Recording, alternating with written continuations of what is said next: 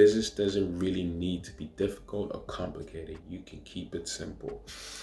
Who do you listen to? You listen to the person who has what it is that you want, and you can verify or prove that they have what you want, and they've been able to get it through the means that you're trying to get it to, but they succeeded and they have the blueprint.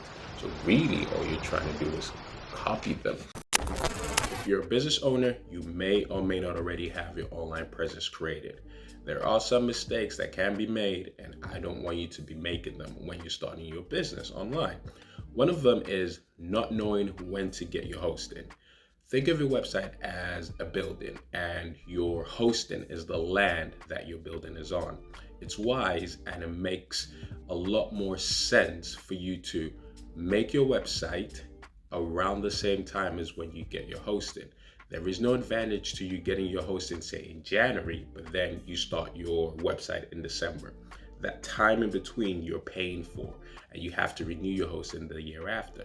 Another thing is this: if you already have your online presence, one mistake is you could be making is not actually collecting your leads via your website.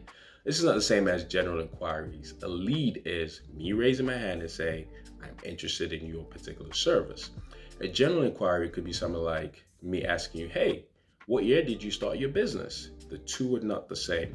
So I've put together an easily digestible checklist of the 5 biggest mistakes you could make online and how to avoid them. It's called the Secret Web Design Checklist. Also, I've got a book, and it's called Starting Your Online Business the Right Way. Just go to oyemade.com/performance. That's oyemade.com/performance. And you see the options for the Secret Web Design Checklist and the book to starting your online business the right way. Hope you enjoy those. Now, let's get back to the episode.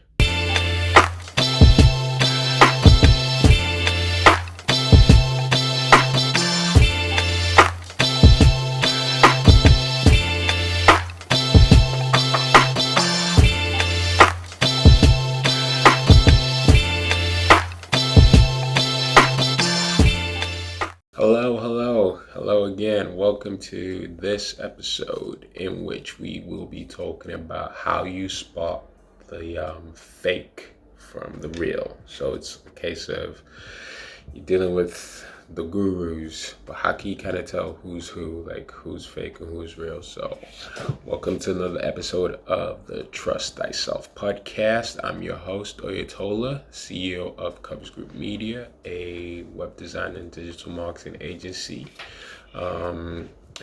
So let's get straight into it. So the internet is kind of like, I know a lot of people say it's the wild, wild west, but when you really put it into context, the internet is probably the easiest place to fake it till you make it. And that's really putting it mildly, But the thing is, and myself included, because I might come up in my journey, there are a lot of guys that you see, let's say guys or girls, a lot of people that you see with some sort of element of they are a guru or they are some, I remember back in the day, like 2010, 2011, 2012 was like social media ninja, like all those sort of like labels were being thrown around and people were using them and stuff. And hey, I guess really and truly, if you can get some sort of sensational headline, that makes it great. But really and truly, it's a case of who'd you listen to? That was always a question, and I can only speak from my perspective and my journey and the story, like as it pertains to myself. I studied law, okay, so for me, I'm trained to be skeptical, or I was trained to be skeptical and to look at a lot of different angles of a thing, whatever subject matter it was, try and look at it from different angles and different viewpoints, as it were. And so for me, like whenever I saw, and the easiest culprit was hair on your phone. Scrolling through, you just literally just scroll and then boom, an ad. And I remember when it used to be those very obvious, hey, stop, do you, blah, blah, blah. And it was always a case of, but I don't know you, first of all. Like, I don't know who you are. I don't know what you do. I don't know a thing about you. But that's advertising, right? You don't necessarily need to know the person yet. You need to be aware of the person, okay? And being aware of the person is what those ads do. So it's like, hey, stop. I want to make you aware of me. I think I know a problem that you have, and as you watch me on your phone, I can probably get you to a point where I can solve that problem. That is how internet marketing works. That is online advertising in a very simplified, oversimplified nutshell. But I remember there was this what's his name, Kevin Trudeau, and I'm always a fan of always be learning. Like, that is one of my mottos, always be learning, no matter whatever achievement you've achieved or whatever level of goals you've hit or your outcomes you've hit. Always be learning. And there was this guy called Kevin Trudeau, and he had this series called Your Wish is Your Command. And one of the principles in there was, who do you listen to? And this is something which I really thought was very powerful. Like, and the truth of the matter is, a lot of the stuff that he said and a lot of the stuff that the top elite people at the 1%, whether we want to call them the 1% or whatever, the elite business performers, they keep it simple. Business doesn't really need to be difficult or complicated. You can keep it simple. Who do you listen to? You listen to the person who has what it is that you want, and you can verify or prove that they have what you want, and they've been able to get it through the means that you're trying to get it to, but they succeeded and they have the blueprint. So really all you're trying to do is copy them. Best story, best analogy to use it to is, for those of us who were not great at maths, you have a friend who's he or she, they were the person for math lessons, algebra, any of those sort of things. I know I said algebra. Any of those sort of things, and anything doing math, they were help X find Y. They were the guys. They were the goats in class. So you go see them, like, look, I don't understand what Mr. Thingy's been saying for the last 30 minutes in this class, but I know that you know it. So if you could show me and teach me, that'd be awesome, and I'd appreciate it. And that's what, especially if like they were your friend, or they were your boy, they were somebody that you were cool with in school. And then so basically they teach you, you get it right, and then you achieve. So they are the person who have what it is that you want. They've achieved it because they get the marks, they get the A's, and you're trying to be them. And the thing is, they're trustworthy because you verify that they've done it, because you can see it. So that same principle was what KT was talking about, Kevin Trudeau. And it was basically a case of, you will come across a lot of people who will try and sell you on their ability to do something and their success from doing that thing, whereas in reality their success is actually from selling you on their ability. Their success is coming from selling you on the premise that they've achieved what they claim to achieve. So basically they're selling you the theory without them actually having practiced it. Okay, so that is what I know 100% most people are afraid of.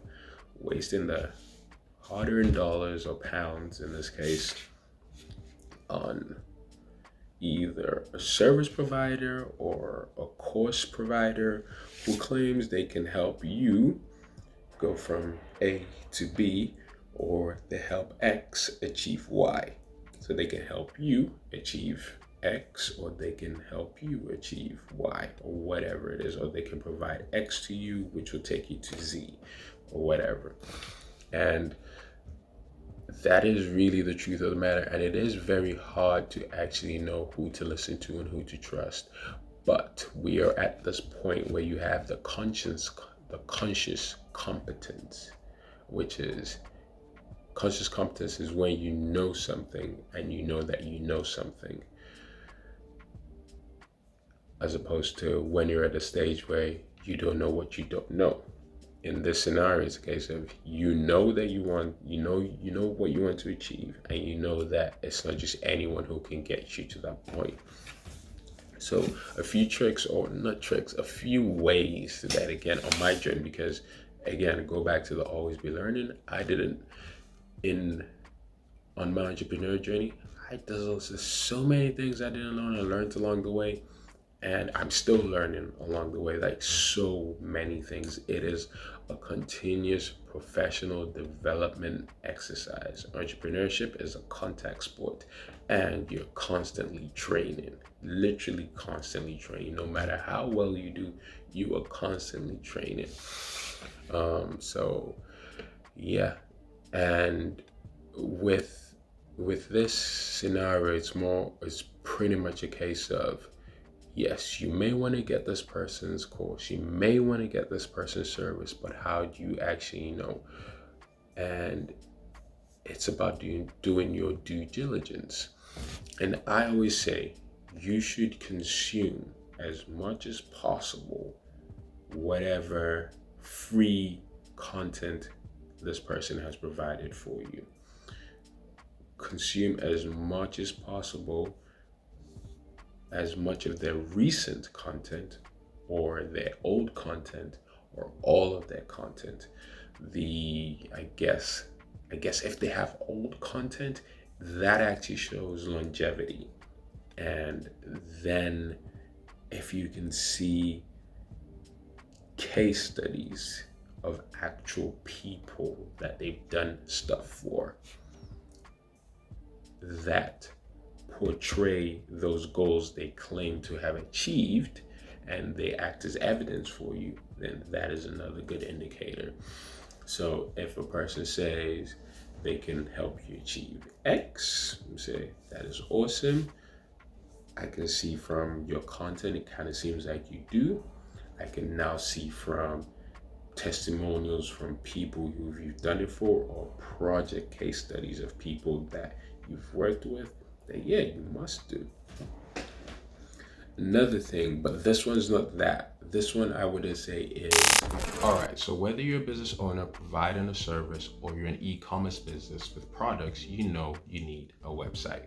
The most common problems that I hear from business owners are they don't know where to start, or they're confused with all this person said this, that guru said that. It's all information overload, and it's forcing you to leave money on the table and not grow as quickly as you would like. Okay, let's bring some clarity to the situation. You're a business owner, which means your website is an asset that's meant to work for you round the clock, no lunch breaks. It should position you as the expert, attract the right type of customers, and have a system in place for those potential customers to book you for appointments, pay you for consultations and other services, as well as buy your products on your website. And even when someone doesn't pay you right there and then, it should have a follow-up system in place that allows you to collect that lead and then convert that lead later on down the line. And all of this needs to happen automatically in the background. Now, high performance businesses are the type of clients who tend to need these solutions, and they're the type of clients we already work with. So if you're in the 5-figure range or you're already doing 6 to 7 figures, but you know you're not yet taking full advantage of the internet in the way that's right for your particular business, the solution is this. You need a high-performance client attraction website for your high-performance business, one that's custom-made to work for you 24/7, whilst you focus on growing and scaling your business. So go to www.oyemadeit.com/performance, select the option for web design. Alternatively, you can go and click the link in the description, or there should be a link in my bio on Instagram. Remember, this is not for everyone. This is for businesses who are looking to level up, scale up their business, and stop leaving money on the table. We work with businesses that are a right fit and those that we believe we can help achieve their business and financial goals. So that's oyemadeit.com, oyemadeit.com/performance, or there should be a link in the description below, or there's the link in my bio on Instagram. We look forward to hearing from you and working with you. Now, let's get back to the episode. A make or break. It does help and it does add to credibility. And it's usually a case of if they have had some sort of expertise event where they are a speaker and they have been called to speak, either be a keynote speaker or to teach or to educate. So basically they've been on stage. But this part you must always do a bit more due diligence with, because just because a person is on stage does not necessarily mean that they are the expert. I'll say that again. Just because a person is on stage does not necessarily mean they are an expert. They could literally know the person who was the event planner, and that event planner has an idea that this person knows what they're talking about, and they just call them up. That literally is a very simple dynamic that occurs. So don't necessarily think. Now, if all the other points I've mentioned check out, and then you get to this point and you see, hey, they've got this as well. They've spoken in schools, they've spoken at particular institutions, those sort of things, and then the free content, there's a lot of useful stuff, and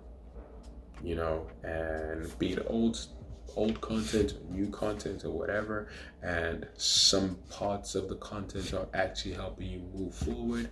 They're creating value for you in that they're explaining stuff to you that you didn't understand, and it's making sense to you. In that scenario, you are checking all the boxes on your due diligence journey in the online wild, wild west. So, yes, I will say that there isn't a one size fits all. There's no one size fits all, I guess, answer or one size fits all solution. It's a case of it's a multifaceted approach where you kind of look at this. Other things can be to, like, say for instance, if they've got a social media account or they've got Facebook page, stuff like that. See if there are any comments that any negative, because this is the truth. When things, like, think about when you've been in a restaurant, you get your food. Basically, if everything happens the way it's supposed to happen, you've had a great experience, it's been good or whatever, yeah, oh my God, that was amazing to yourself and whoever you're with, and that's where it ends, right? Because it's like, oh, that's what you expected, so you got what you expected, so there's nothing out of the ordinary. There was no pattern interrupt. However, if the reverse is the case and you did not have a pleasant experience, TripAdvisor is hearing about it, Facebook page is hearing about it, the DMs are going to hear about it, and everywhere that you can possibly get to is going to hear about it. In most cases, some people just say, hey, never again, my mistake, never doing that again. But most people, they go out and I've seen those TripAdvisor reviews. So that's another way for you to check. And one thing I always say is, when it comes to online transactions, things, when you're making payments, stuff like PayPal helps, because if you're buying from someone who is a fraud, you're buying a product or whatever, and you're buying it through PayPal, 9 times out of 10, it's more than likely that they wouldn't offer PayPal if they aren't a genuine person. Similarly, if you have access to a credit card, that is also another way to protect yourself, because you're using the credit card's money, and if anything goes wrong, you can be like, hey guys, just like to let you know this transaction was actually fraudulent, this is blah blah blah. Now you can report that to the credit card company and have them kind of like deal with that situation and issue and whatever. So at least in that case, I'm not saying that that's a perfect scenario, but in that case, there's kind of somebody to report to, like, look, here's what's happened. What do we do? As opposed to you've gone and you've given your hard-earned paper, your hard-earned money to this individual or whatever, a company, and it's not you don't get what was promised, and you have no recourse. Now, that scenario is what we're kind of trying to avoid. So really and truly, it's a case of doing your due diligence, and I hope these tips that I have outlined can help you. Like I said, there isn't a one size fits all. There just isn't. It's a case of trialing and testing, and to be honest, it might take a long time. So if you're looking for I need to know now, no, I wouldn't do that. Actually, another thing which could be interesting is this. If you're going through the process of you being interested with that person and whatever, and you get to the point where you are in a sales environment for that person or that team. Now, I know a lot of sales guys may come at me for this, but me personally, and I speak for myself on this, I've been in a situation where I had 2 competitors or 2 service providers of the same thing. One gave me the hard sales approach, which was, if you get it today, we can get you this, we can do this, we can do blah, blah, blah, blah. Everything leading up to that was fine, nothing to fault or whatever. We got to the end and it was a hard sell. And it was the whole, if you don't get it today, we're not gonna have this if you come back. In our belief, most people who don't accept now aren't gonna come back, blah, blah, blah. And then it kind of like the tone got a bit snarky, right? Now in that scenario, I was just polite, it was cool, no problem, whatever, thank you for your time. At this moment, I will pass. The other scenario I had, a very similar thing, lots of great advice in between, blah, blah, blah, this and that. But they didn't push for the sale at the end. That was very interesting, because that one I went with, just because of that. Like, they didn't push for the sale at the end, blah, blah, blah. But that was the one I leaned towards, just because of their approach. Because then it kind of did feel like, okay, cool. If you're actually not trying to push me, and again, this is me speaking for myself, if you're not actually trying to push me so hard to try and get a sale right now, then It must be a case of you must be doing pretty well that you don't necessarily need, you would like to have me, but you don't necessarily need to have me. Or maybe you've already hit your target, so you would like to have me, but it's not a necessity. It's just not your style. And I like that a lot. So that was cool.